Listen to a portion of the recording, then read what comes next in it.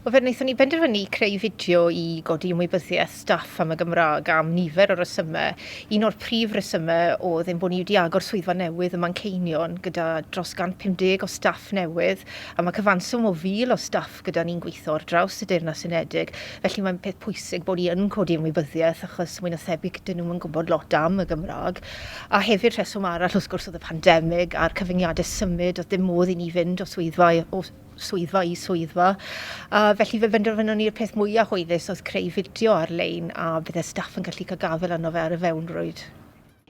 Around 600 BC, historians say the Celtic language arrived in the British Isles, which in turn gave rise to the Welsh, Cornish and Breton languages. Wel, un o pethau pwysig wrth gwrs oedd penderfynu beth o'n i'n mynd i gynnwys yn y fideo, felly fe gelon ni ysbrydoliaeth gyda nodiadau canllaw gan swyddfa Comisiynydd y Gymraeg, oedd yn awgrymu dylen ni sôn am bethau fel hanes y Gymraeg, yn enwedig am bod ni'n delio gyda lot o staff sydd ddim yng Nghymru, sydd ddim yn ymwybodol o hanes yr iaith, statws swyddogol yr iaith, bod hawl gyda bobl i ddefnyddio'r iaith a pham, ac yn drydydd hefyd lle mae'r safonau yr iaith Gymraeg yn rhan o hyn i gyd a sut allan nhw ddod ato ni ofyn am help a sut mae fe'n effeithio ar eu gwaith bob dydd nhw. Felly dyna beth oedd yr amcanion y fideo i gynnwys. The ONS now estimates around 830,000 people speak Welsh, and the Welsh Government aims to increase this to 1 million by 2050.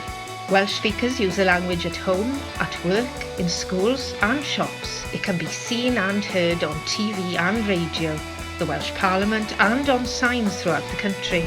Wel, wrth bod chi'n ysgrifennu o sgript, wrth gwrs mae'n bwysig pido sgwennu gormod ac cynnwys gormod, achos sgript ffilm fer fydd hi a mae'n rhaid cofio negeseuon craidd. Hefyd, pidwch â glynu'n rhy slafedd at syniadau cychwynnol sydd gyda chi. Enghraifft, os ych chi ffili cael yr archif sydd eisiau, falle achos hawlfraint, costau ac ati, bod hi'n bwysig bod yn hyblyg a addasu fe.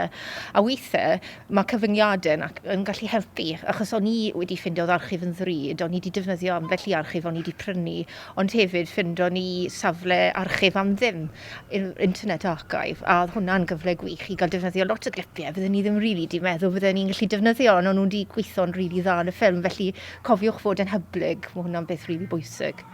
Un o'r pethau arall sy'n eitha defnyddiol yw os gyda chi arbenigwyr mewnol neu pobl sy'n â profiad allai helpu gyda'r ffilm, cymrwch mantais o hynny. Yr enghraifft cyn bod fi'n ymuno Ofcom, o'n i'n gweithio fel cynhyrchydd fideos teledu ag ati, felly defnyddiais i'r sgiliau yna ar gyfer creu y fideo yma. A mae gyda ni wrthdylunydd sy'n dda iawn yn Ofcom yn Nghaeredin, a oedd ei wedi cynnig helpu hefyd gyda'r graffeg a twtio i fyny'r golygu ac yn y blaen, felly defnyddiwch y sgiliau mewnol. Mae hynny'n arbedarion wrth gwrs, a mae'n neud yn fwy hwylus a chyflym i chi wneud eich gwaith.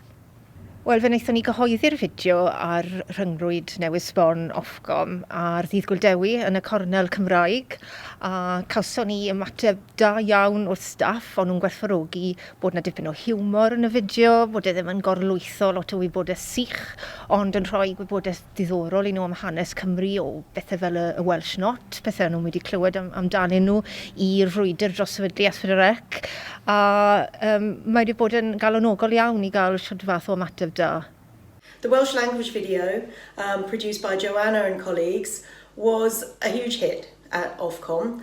People really enjoyed it because it's clear, it's engaging, it's meaningful, and also it's a bit of fun. The Ofcom team in Wales work really hard. They're really communicative and ensure that we keep Welsh language front of mind right across Ofcom. Wel, o ganlyniad i lwyddiant y fideo, i ni ar hyn o bryd yn gweithio ar greu modiwl dysgu rhyngweithiol ar-lein ar gyfer staff fydd yn rhoi mwy o wybodaeth i nhw eto am y Gymraeg. A wrth gwrs mae'r fideo yma yn mynd i fod yn rhan o'r modiwl, felly mae'n grêt bod e wedi arwain at mwy o waith i ni hyrwyddo'r Gymraeg i'r staff yn gyffredinol.